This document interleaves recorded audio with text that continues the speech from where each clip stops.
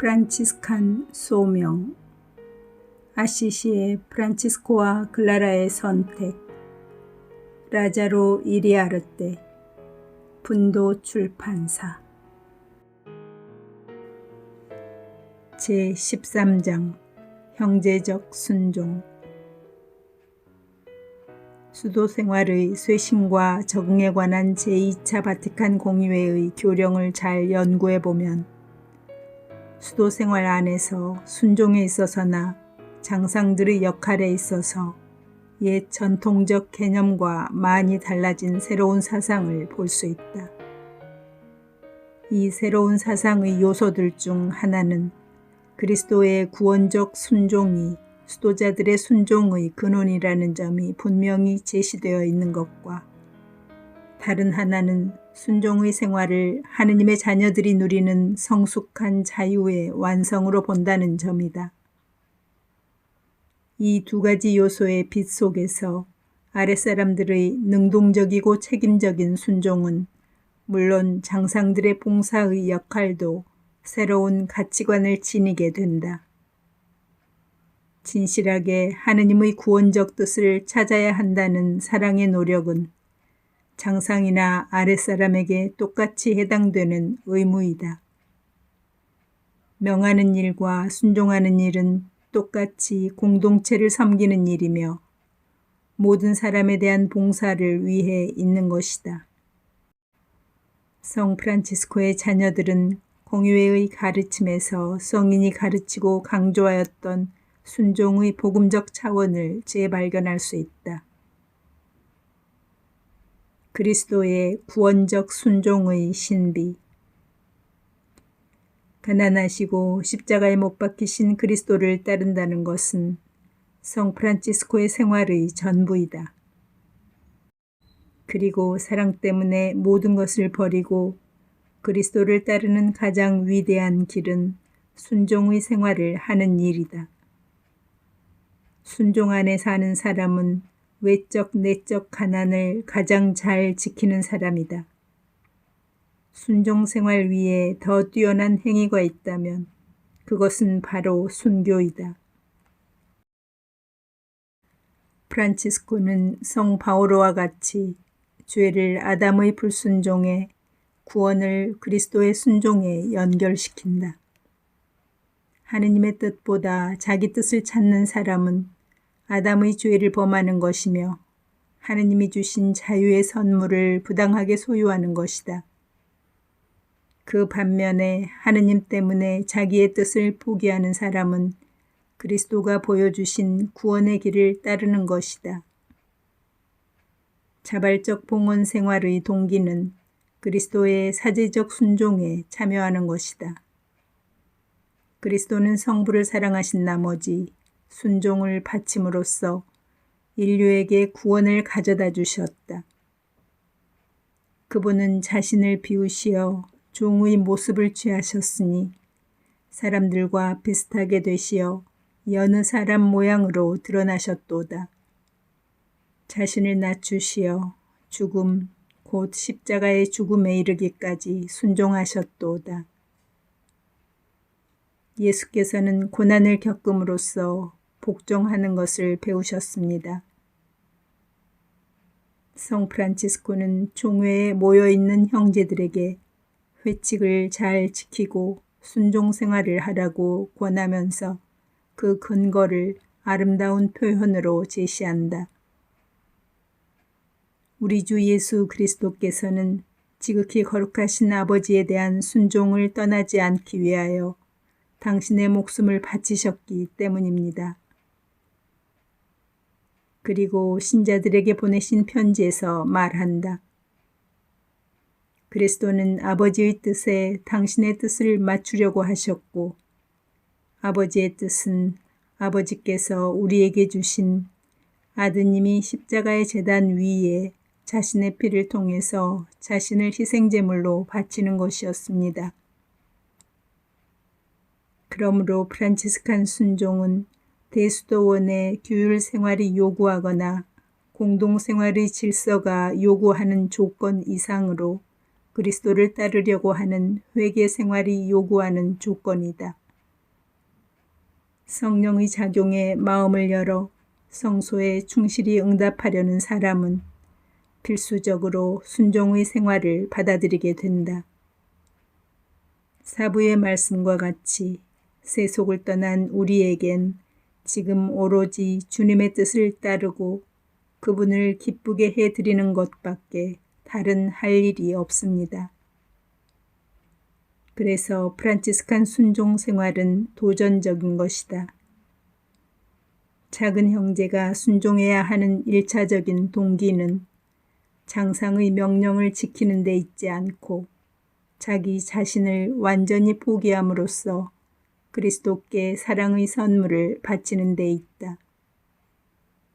이 같은 영적인 자세를 보나벤투라 성인은 사랑에 의해 충동된 순종이라고 한다.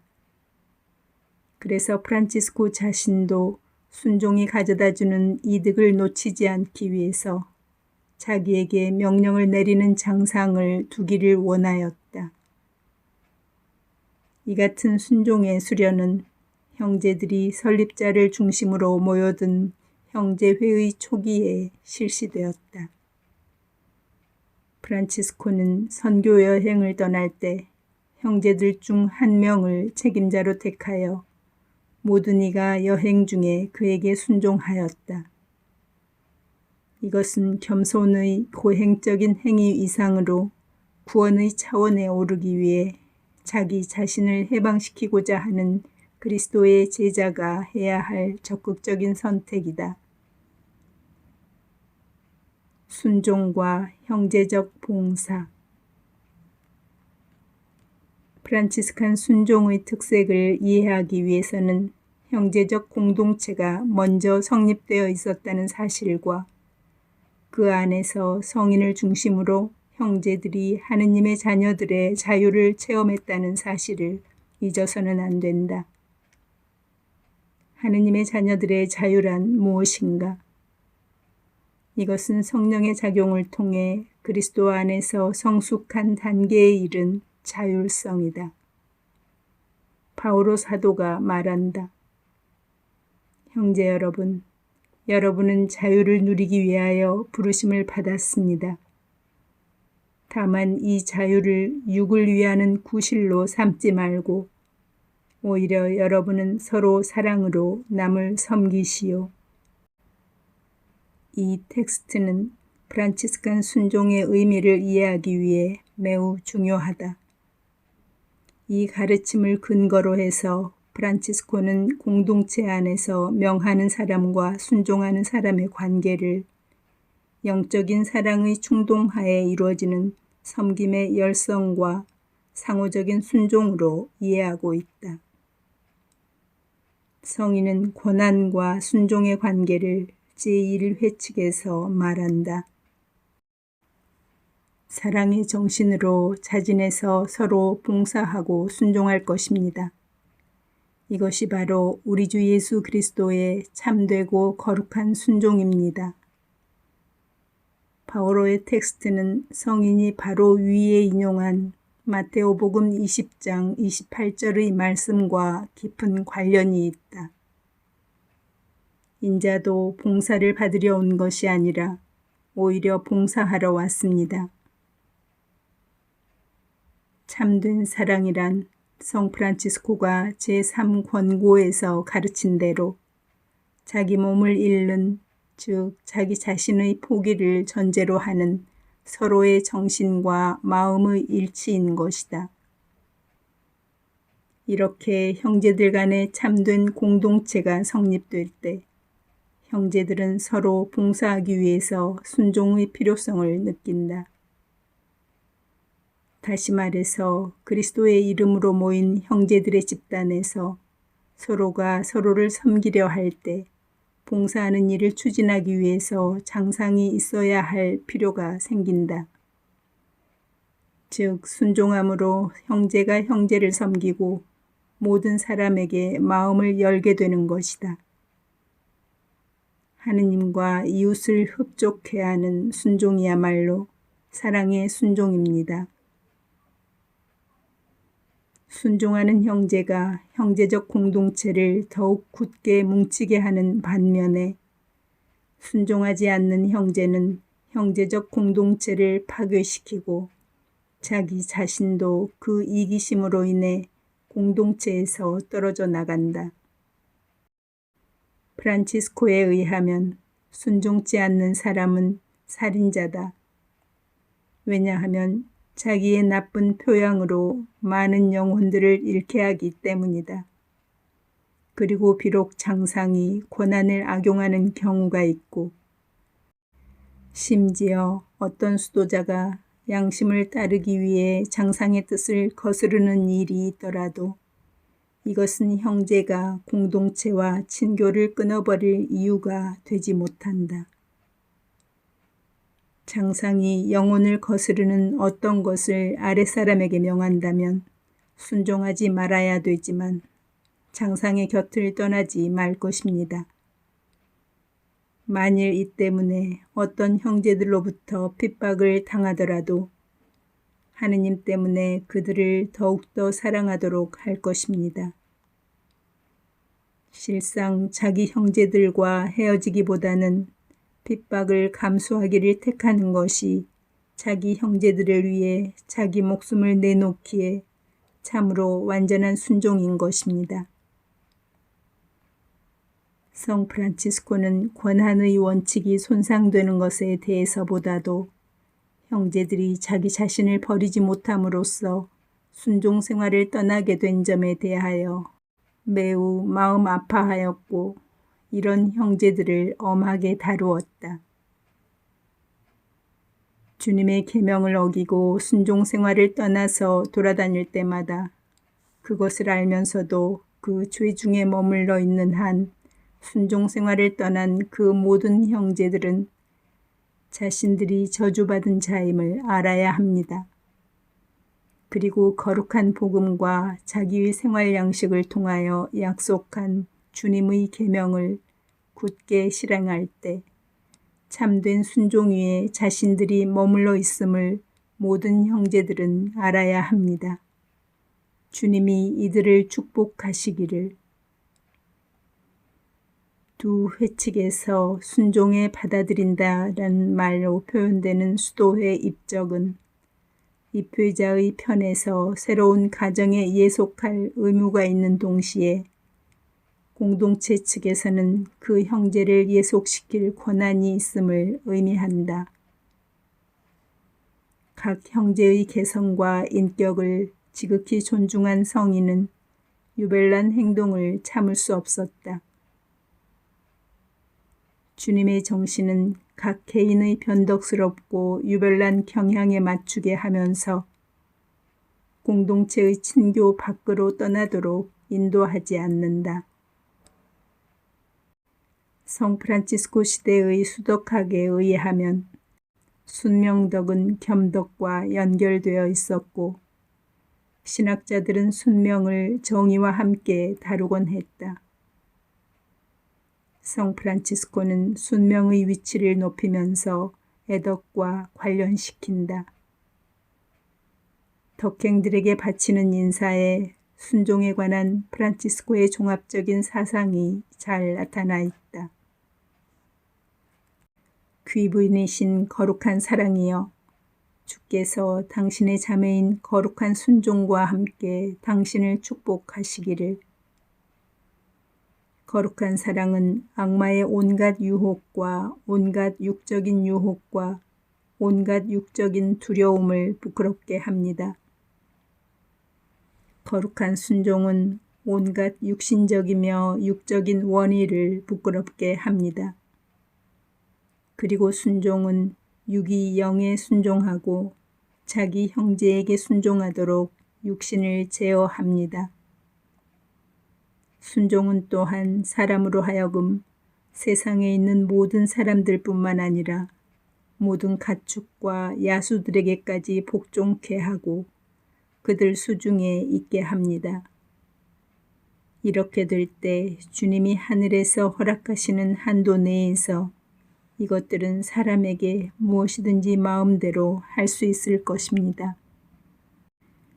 형제들이 서로 봉사하고 섬기도록 하는 영신적 사랑은 자금과 순종을 함께 묶어 이 두 가지 덕으로 하여금 형제적 공동체라는 더 높은 가치관을 향하게 하는 것이다.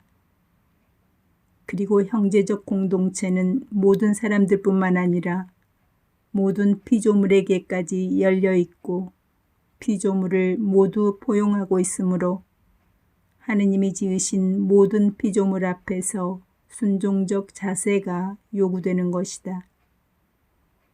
그 결과로서 성 프란치스코는 모든 형제들이 항상 거룩한 교회에 복속하여 순종하고 사제들을 주인과 같이 여길 뿐만 아니라 모든 크리스천들 앞에서도 쓸모없는 종과 같이 나타나고 모든 사람들에게 양순함을 보이기를 원하였다. 그뿐만 아니라 성인은 모든 사건과 지성이 없는 각 피조물을 하느님의 섭리가 임하는 도구로 삼을 것을 가르친다. 그래서 그는 옷에 붙은 형제 불을 끄기를 거절했던 것과 같은 정신으로 쳐들어오는 강도들에게 항거하기를 금하였으며 교황청의 특전에 힘을 입어 주교들의 뜻을 억누르려고 하지 않았다. 이는 지극히 높으신 하느님의 뜻을 끊임없이 그리고 신중히 받아들이는 성인의 정신이다. 봉사를 위한 권한. 순종이라는 개념은 윗사람이나 아랫사람들 할 것 없이 모두를 포함한다. 모두 다 주님의 정신으로 이끌려질 수 있는 마음을 가지고 있어야 하기 때문이다. 각 형제는 장상에게 순종함으로써 성령의 인도를 받는다는 확실한 표를 발견하는 것이고 장상의 역할은 무엇보다도 각 형제 안에서 성령의 길을 발견한 후 형제가 그 길을 따를 수 있게 도와주는 것이다. 성 프란치스코는 성령이 형제들의 공동체와 각 형제 안에 임하심을 굳게 믿었고 또한 유익한 모든 것을 계시하시는 성령의 작용에 모든 형제들이 마음을 열어드리리라고 믿었다. 따라서 너무나 구체적인 규칙으로서 형제들의 활동의 자유를 제한하지 않으려고 조심성을 보였다. 성령의 정신과 그의 거룩한 활동을 막지 않으려는 성인의 사상이 레오 형제에게 보내신 편지에 잘 나타난다. 이와 같이 자발성은 순종과 반대되는 요소가 아니라 오히려 자유의 길을 걸어가는 행위로서 자기 자신의 뜻을 하느님 때문에 포기한다는 목적과 사람보다 하느님께 먼저 순종해야 한다는 인간의 고유한 권리와 일치한다.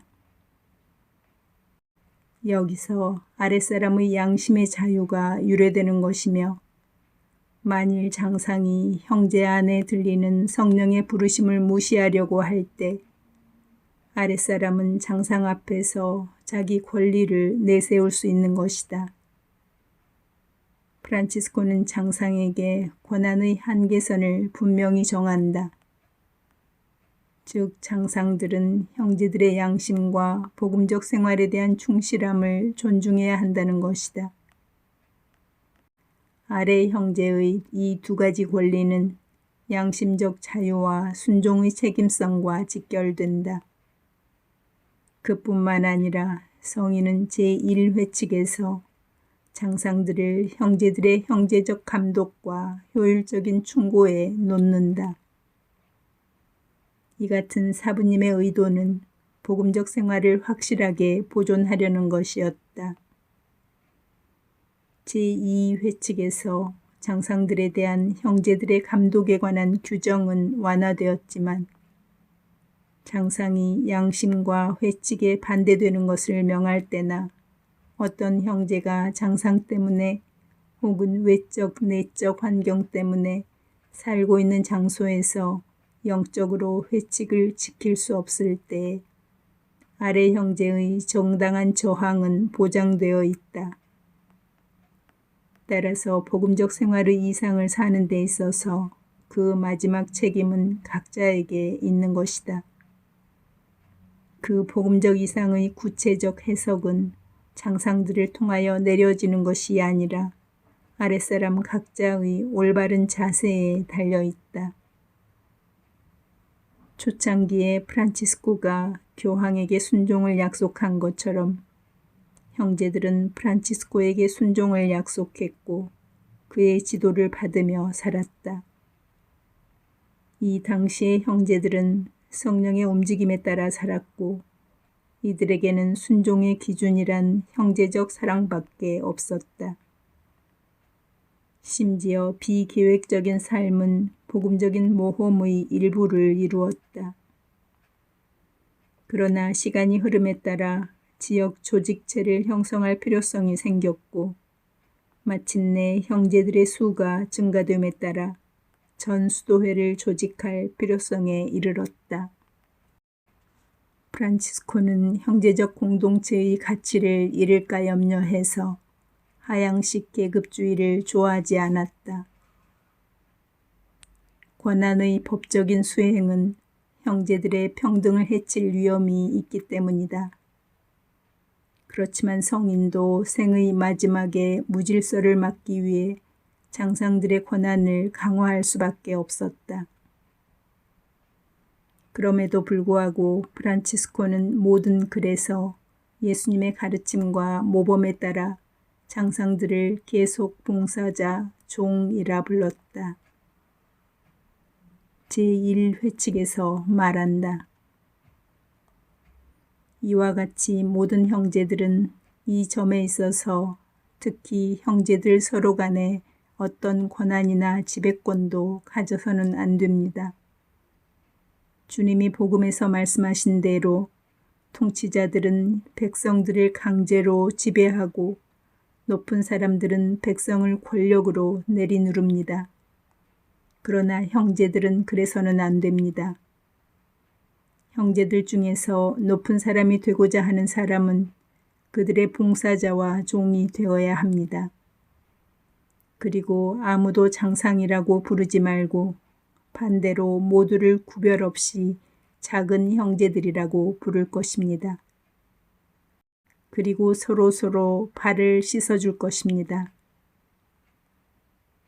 형제를 인도해 준다는 것은 형제적 봉사 중에서 가장 중요한 일이고 이것은 형제들의 영혼을 돌보는 것, 형제들을 방문하고 겸손과 사랑으로 충고하는 것, 영적으로 위로해주고 가르치는 것을 의미하는데 이 모든 일들은 봉사의 행위이다.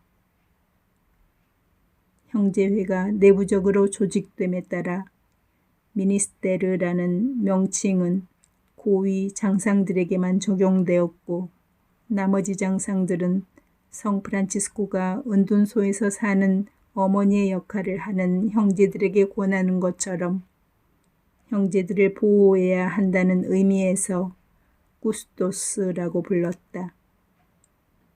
마침내 쿠스토스는 지역 장상을 뜻하게 되었고 수도원들이 생길 때는 수도원 원장이 독일어에서 따온 과르디아누스라는 명칭을 받게 되었다.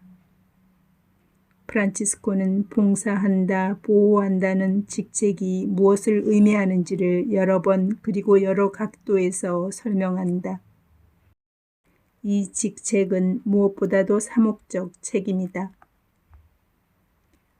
봉사자들과 종들은 섬김을 받으러 온 것이 아니라 섬기러 왔다고 하시는 주님의 말씀을 기억하고 또한 자신들에게 형제들의 영혼을 돌보는 일이 맡겨져 있다는 것을 언제나 염두에 둘 것입니다. 만일 그들의 잘못이나 나쁜 표양 때문에 형제들의 영혼에 어떤 해라도 입게 된다면 심판날에 그들은 우리 주 예수 그리스도 앞에서 햄바쳐야 할 것입니다. 그러므로 여러분은 여러분의 영혼과 형제들의 영혼을 잘 돌보십시오. 프란치스코는 봉사나 섬김과 같은 용어를 순수한 의미로 사용한다. 따라서 봉사자가 된다, 종이 된다는 것은 겸손과 사랑으로 형제들을 섬기라는 것과 형제들이 주인이 하인을 대하는 것처럼 형제들이 봉사자에게 말하고 대할 수 있을 정도로 형제들을 대하라는 것을 의미한다. 그리고 장상들은 이러한 사랑의 의무를 누구보다도 육신적으로나 앓는 형제들에 대하여 실행해야 한다. 영적으로 앓는 형제, 죄에 빠진 형제는 애정과 동정이 깃든 사랑의 치료를 필요로 하기 때문이다. 성인은 1223년에 어느 관구장에게 보낸 편지에서 다음과 같이 말한다. 어떤 형제가 죄를 짓고 나서 그대의 얼굴을 보고 자비를 구했는데도 그 자비를 얻지 못하고 물러서는 형제가 이 세상에 절대로 없도록 할 때 나는 그대가 하느님을 사랑하고 있고 또 하느님의 종이며 그대의 종인 나를 사랑하고 있다고 알고 있겠습니다. 그 형제가 자비를 구하지 않았어도 그대는 그가 자비를 원하는지를 물어보십시오. 그리고 그 후에도 그가 그대의 눈앞에서 수천 번 죄를 짓더라도 나보다 그를 더 사랑하여 그를 주님께 이끌도록 하시고 이런 죄 지은 형제를 항상 불쌍히 여기십시오. 그리고 기회가 닿는 대로 그대로 그렇게 하기로 굳게 마음먹었음을 수호자 형제들에게 알릴 것입니다. 첼라노의 제2생애와 완덕의 거울에 성 프란치스코가 생각하는 총봉사자의 상이 비교적 잘 그려져 있다. 봉사자는 아주 진실한 생활을 하는 사람이어야 하며 신중하고 덕망이 높아야 합니다. 그 사람은 정해진 사람에게만 호의를 베풀어 전체의 불미스러운 일을 일으키지 않기 위해 사사로운 애정이 없는 사람이어야 합니다. 그 사람은 거룩한 기도에 열중하는 사람이어야 하며 기도를 하고 나와서는 모든 이가 그를 귀찮게 해도 이를 받아들일 수 있는 사람이어야 하고 모두에게 해답을 줄 수 있고 모든 이에게 자비를 베풀 수 있는 사람이어야 합니다. 그런데 불공평함과 차별심이 장상의 인품을 추하게 만드는 것이라면 모든 이에게 바쳐야 할 사랑을 자신을 위하여 이용하기 때문에 명예욕은 더욱 그러하다. 형제들의 봉사를 자기 이익을 위하여 이용하거나 맡고 있는 직책에 대하여 애착을 느끼는 사람은 그것들을 소유하는 죄를 범하기 때문이다. 봉사자는 형제들에 대한 봉사직을 자기 것으로 소유하지 말 것이며 오히려 면직되면 이 일을 제기하지 말고 어느 때라도 자기 직책을 떠날 것입니다. 섬김을 받으러 온 것이 아니라 섬기러 왔다고 주님이 말씀하십니다. 형제들에 대하여 고난을 가지고 있는 형제는 그 장상직에 대해 명예스럽게 생각하려거든 마치 형제들의 발을 씻어주는 직책을 위임받는 데 대해 명예스럽게 생각하는 것처럼 생각할 것입니다. 그리고 발을 씻어주는 직책이 면직되는 데 대해 흥분하는 이상으로 장상직이 면직될 때 흥분한다면 자기 영혼의 파멸을 향해 유다처럼 자기 돈주머니를 챙기는 것이 됩니다. 장상과 다른 형제들 간의 관계에 대하여 성 프란치스코가 남겨준 글들이 많은데 성인은 대수도원 전통에서 장상직을 표현하기 위하여 사용된 명칭을 고의적으로 피했을 뿐만 아니라 장상을 아버지라고 부르는 명칭도 그의 글에서 찾아볼 수 없다. 작은 형제들의 공동체는 가장 밑에 모여든 가족적 제도가 아니라 완전히 평등한 형제들의 집단이요 서로 간에 봉사하도록 책임지는 형제들의 집단이다. 그리고 이 집단의 형제들은 어머니가 자기 자식을 사랑하는 것보다 더욱 밀접한 사랑으로 뭉쳐 있어야 한다. 그렇기 때문에 장상과 다른 형제들의 관계에 있어서 장상의 역할을 아버지보다 어머니의 역할로 보는 것이 더욱 적합하다. 가정에서 희생적 보살핌과 필요한 모든 것을 장만하는 어머니의 역할 말이다. 은둔소를 위해 쓰신 회칙에서 성인이 부각시키는 의미도 바로 이것이다. 형제 중 2명은 교대로 어머니의 역할을 하면서 마르타의 생활을 하며 다른 2 형제들을 보호하는 것이다. 파치피코 형제가 한 번은 성인을 매우 사랑하는 어머니라 불렀던 일도 있다. 그리고 프란치스코는 레오 형제에게 보내신 편지에서 어머니처럼 그에게 말하고 아들이라고 부른다. 첼라노는 제1생애에서 프란치스코가 엘리야 형제를 자기 어머니로 삼고 그를 다른 형제들의 아버지로 택했다고 말한다. 제1회칙과 제2회칙에서 봉사자들과 종들은 단순히 형제라고 불린다. 실은 창설자이기 때문에 모든 형제들이 프란치스코를 아버지로 여기고 성인 자신도 형제들과 성 다미아노 자매들에 대하여 아버지라는 의식과 아버지다운 마음은 가지면서도 그는 정식으로 아버지라 불러주기를 원치 않았던 것 같다. 엘리야 총장은 1221년 총회에서 형제들이여 형제가 이와 같이 말씀하신다 라고 이야기했는데 그 자리에 참석했던 지아노의 요르단은 형제들은 다른 누구보다도 프란치스코를 형제라고 불렀다고 설명하며 기록한다. 물론 성인이 죽은 후에는 그를 주로 아버지나 사부로 모셨다. 엘리야 형제는 온 수도회의 형제들에게 사부님의 죽음을 전하면서 그 죽음으로 인하여 모든 형제들이 고아가 되었다는 슬픈 심정을 전하는 편지에서 프란치스코를 아버지라 부를까 형제라 부를까 많이 망설이고 있는데 결국 편지 첫 부분에서는 형제와 아버지라 부르고 다음에는 아버지와 형제, 마지막 부분에서는 아버지라 부르고 있다. 성녀 글라라는 성령의 인도하심과 성 프란치스코의 지도 외에 다른 권한 없이 3년간 형제적 공동체의 생활을 체험한 후에야 성 프란치스코의 강요와 자매들의 요청으로 자매들에 대해 다스리고 통치하는 직분을 맡게 되었다.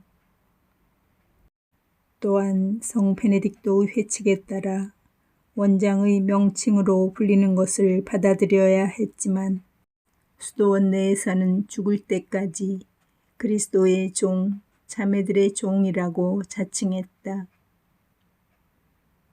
비록 모든 자매들이 원장을 어머니처럼 여기고 그에게 사랑으로 순종하기를 원하였지만 성녀는 회칙과 유언에서 수녀들에게 말할 때 딸이라고 부르지 않고 항상 자매들이라 불렀다. 성녀 글라라의 시성식을 위한 증거물을 보면 성녀가 어머니의 대우를 받으려고 했거나 어머니와 같이 딸들을 보호하려는 자세를 지녔다고 말할 수 있는 근거를 찾아볼 수 없다. 자매들을 축복하는 그의 글에서 자매요 어머니라 자칭한 것과 같이 자매들에 대한 성녀의 태도는 큰언니의 태도였고 성녀는 각각 자매들의 필요를 기꺼이 돌보고 아무리 천한 일이라도 자매들에게 봉사하는데 재빨랐다.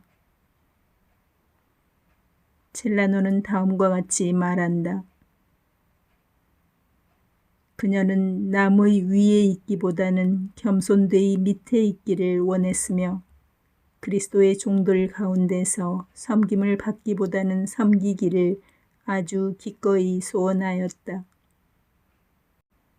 같이 살았던 자매들은 클라라를 다음과 같이 묘사한다. 클라라는 자매들에게 뭘 하도록 명할 때 아주 두려워하며 겸손하게 명하였으며 대부분의 경우에는 다른 이들에게 명하기보다는 그녀 자신이 가능한 한 빨리 실행하기를 원했다.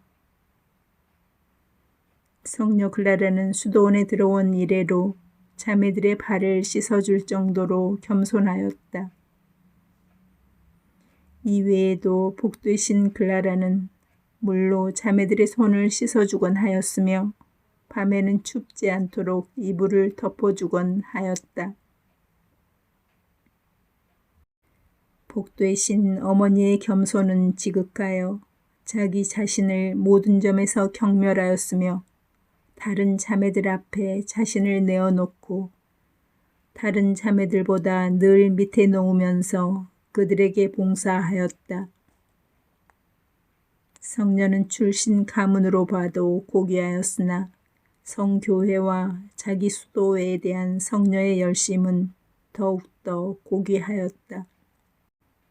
병고를 앓고 있는 중에도 성녀는 결코 수도회의 그 무엇으로부터도 자신을 떼어놓으려 하지 않았다. 정말로 성녀는 자매들을 권고하고 돌보는데 지극히 충실하였으며 병약한 자매들에게 동정심을 가지고 있었다. 그리고 그들을 섬기는 데도 열심하였으며 자신을 겸손되이 가장 보잘것없는 자매들 밑에 두고 항상 자신을 멸시하였다. 하느님을 기쁘시게 해드리려고 노력하였고 자매들을 하느님 사랑 안에서 돌보려 애썼으며 영육에 있어 자매들에게 아주 자비로웠다. 성녀는 고통 중에 있는 자매들에게 큰 동정심을 지녔고 모든 자매들에게 인자하고 자유로웠다. 특별히 성녀 글라라는 애덕으로 온전히 불타 있었으며 자매들을 자기 자신처럼 사랑하였다. 어떤 때 혹시라도 하느님의 마음에 들지 않는 어떤 것을 듣게 되면 성녀는 크나큰 자비심으로 지체 없이 그것을 고쳐주려 애썼다.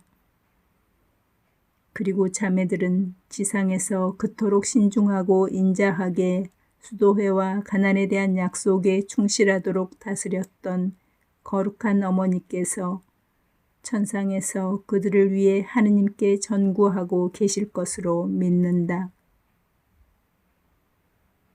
성녀 클라라의 시성식에 대한 직서는 그녀의 통치의 방식을 다음과 같이 칭송한다.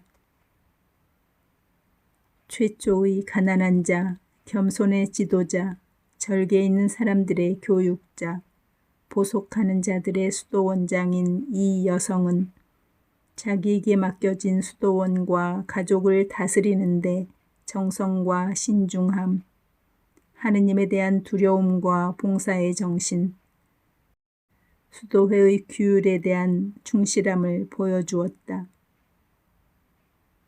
돌보는 데 있어서 깨어 있었고 자매들을 섬기는 데 있어서 열심하며 훈계에 주의를 기울이며 일깨워주는 데 있어서 부지런하고 동정심에 있어서 변함이 없고 침묵에 있어서는 분별력이 있으며 언행에 있어서는 성숙하고 완벽한 다스림에 관련되는 모든 일에 능숙하고 명령하기보다는 섬기기를 원했으며 칭찬받기보다는 칭찬하기를 원하였다.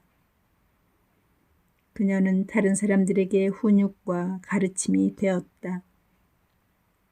이로써 클라라가 유언에서 표현하는 개념을 우리는 이해할 수 있다.